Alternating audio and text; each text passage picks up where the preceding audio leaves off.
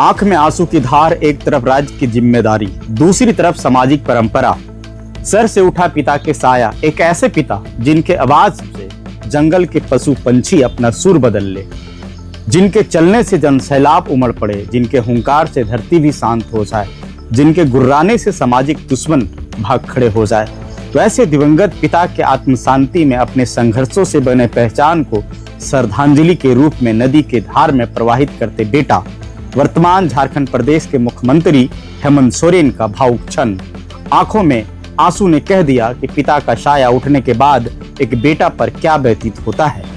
उस दिवंगत पिता के पुत्र ही समझ सकता है। दूसरी तस्वीर, देश में पहली बार ऐसा हुआ होगा जब कोई मुख्यमंत्री का पिता का श्राद्ध चल रहा हो और वही मार्किंग कपड़ा पहने देश के अमर शहीदों को याद करते हुए तिरंगा झंडा को सलाम किया हो।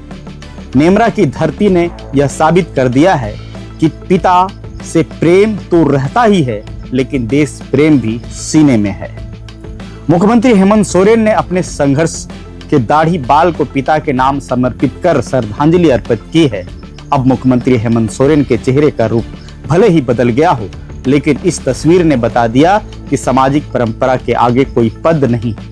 और इसी सामाजिक उत्थान के लिए दिवंगत शिबू सोरेन ने संघर्ष किया, लड़ाइयां लड़ी। आज दिवंगत पिता का पुत्र की आंखों में आंसू बहुत कुछ संदेश दे गया। ये नेमरा की धरती, ये क्रांति भूमि, बलिदान की भूमि ने सामाजिक परंपरा को जीवंत रखने का बड़ा संदेश दिया है। 4 अगस्त 2025 का वो दिन जब 1.5 महीने से सर गंगा राम अस्पताल दिल्ली में जिंदगी और मौत से लड़ते हुए दिसोम गुरु शिबू सोरेन ने आखिरी सांस ली थी, पूरा देश गम में डूब गया। आंसुओं में डूबा ठेका गढ़ा नदी, थम गई सांसें, रुक गई धड़कन, रोया पूरा झारखंड। मसीहा की याद में नम हुई आंखें, फिर भी लोगों में अभी भी जिंदा है उनका आदर्श। ना मिटा है ना मिटेगा गुरुजी के सपनों का झारखंड। क्या जंगल क्या पहाड़ सब पड़ गए आज सूने, फिर भी आज जिंदा है उनका इतिहास। लोगों ने कहा भगवान का लीला भी देखिए, हमने किताबों में पढ़ा था, कहानियों में सुना था कि कर कर्म ऐसे कि भगवान भी रो बैठे। आज अपनी नजरों से देख रहा हूँ, इंसान ही नहीं भगवान भी रो रहा है। आज उस जंगल में आए हैं जहाँ लोग कहते थे कि जुगनुओं की आवाज सुनाई देती है, लेकिन आज वो भी खामोश है।